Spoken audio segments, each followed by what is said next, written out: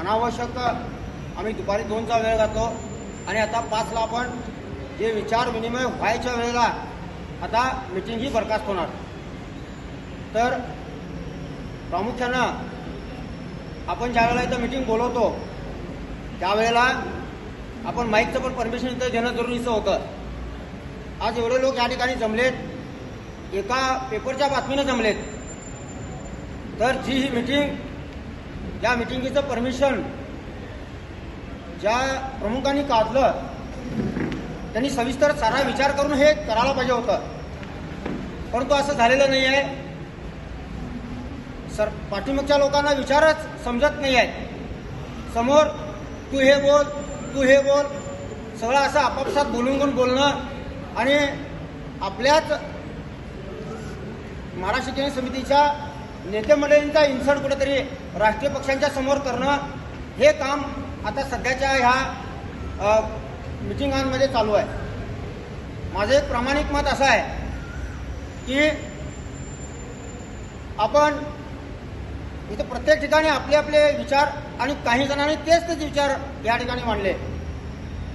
निवडणूक लढवावी तर का लढवावी, या 2-4 महिन्यामध्ये आपण पाहतोय की मराठी बोर्डांच्या वरचा चाललेला हा त्रास, मराठी माणसांना चाललेला त्रास, शेतकऱ्यांची शेती ॲक्विजिशन करायसाठी चाललेला त्रास, भाजप सरकारनं शेती ॲक्विजिशन केली, काँग्रेस सरकार आता ते इम्प्लिमेंट करत आहे. आता ते जबरदस्ती पोलिसांना तिथं त्या ठिकाणी पाठवून देऊन तिथं रोड करतायत.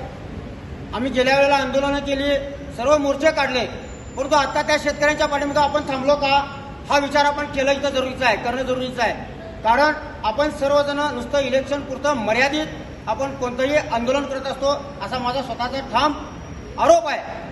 कारण आपण आता प्रत्येक ठिकाणी बघतोय, या पहिले परवाच्या मीटिंगमध्ये ठरवण्यात आलं की सर्व समिती घटक समितीने त्या ठिकाणी प्रत्येक ठिकाणी निवेदन द्यायचं बोर्डांसाठी. त्या ठिकाणी का बाबा सर्वजण आले नाहीत, सर्वजण येणं जरुरीचं होतं. तुमचे गट तट घाला चुलीत, त्याचा आम्हाला संबंध नाही आहे. परंतु आज इथं बोललं जातं की उमेदवार नाही बसवला तर भाजपाकडनं पैसे घेऊन उमेदवार नाही बसवला, आणि उमेदवार बसविला तर काँग्रेसकडून पैसे घेऊन उमेदवार बसविला. आम्हाला ह्या मराठी भाषिक समाजाला, महाराष्ट्र शिक्षण समितीला हे दोन्हीही पक्ष कॅन्सर आहेत. या कॅन्सरला काढून टाकायचा असेल तर आपण चांगला सक्षम प्रत्येक ठिकाणी धावून येणारा, काम असेल निवडणूक असेल त्यावेळी बेळगावसून बाहेर जाणारा, हे असले उमेदवार आम्हाला नकोत, असले नेते मंडळी पण आम्हाला नकोत.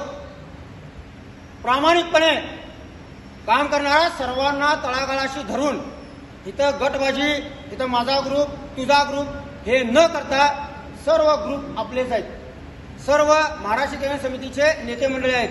याच्या अगोदर झालेलं सगळं तुम्ही विसरून जा. आम्ही तुम्हा सर्वांना महत्त्व दिलेलं आहे. तुमच्या आदेशाची वाट आपण पाहतोय.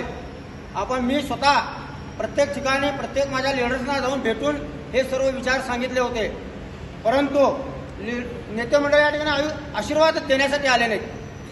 तर मगाशी सांगण्यात आलं 750 जणांची जम्बो कार्यकारिणी केलेली आहे.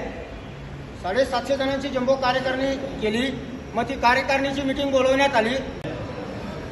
मागच्या 10-12 इलेक्शन 2 वेळा सिद्धनाळा पाठिंबा झाला, कोट्टरशेट्टीनं झाला, बहिष्कार झाला, 4 वेळा समितीनं अधिकृत उमेदवार लढवले, सर्व गोष्टी झालेल्या आहेत. एकदा 456 अर्ज भरले आम्ही.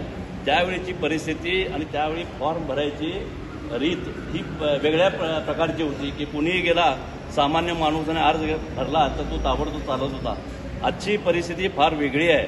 त्याला 10 हे पाहिजेत, 20 सूचक पाहिजेत. त्याचं घरचा टॅक्स भरलेला, ह्या सर्व गोष्टी आज त्या सर्व जमा करायला पाहिजेत. त्याचं इन्कम टॅक्स आणि हे काय असेल ते सर्व हे जोडलं पाहिजेत. मागच्या वेळी 64 फॉर्म आम्ही भरायचे ठरवले होते. 64 फॉर्म भरीसोबत आमची दमचाकी निघाली. रात्री 3-3 वाजेपर्यंत फॉर्म आम्ही भरलेले आहेत.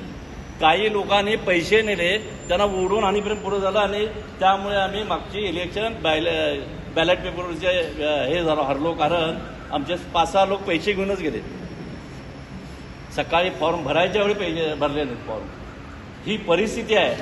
तेव्हा प्रत्येकाने लक्षात ठेवावं, प्रत्येक वार्डामध्ये माजी नगरसेवक जेवढे आहेत त्यांनी सर्वांनी म्हणून एक एक उमेदवार करावा आणि प्रत्येक मतदार वार्डामध्ये जर उमेदवार झाला की सामान्य महाराष्ट्रीयन समितीचा कार्यकर्ता त्याच्या कामाच्या मागं लागेल आणि त्या वार्डाच्या बाहेर त्या उमेदवाराच्या चिन्हाच्या बाहेर कुणीही प्रचार करू नये.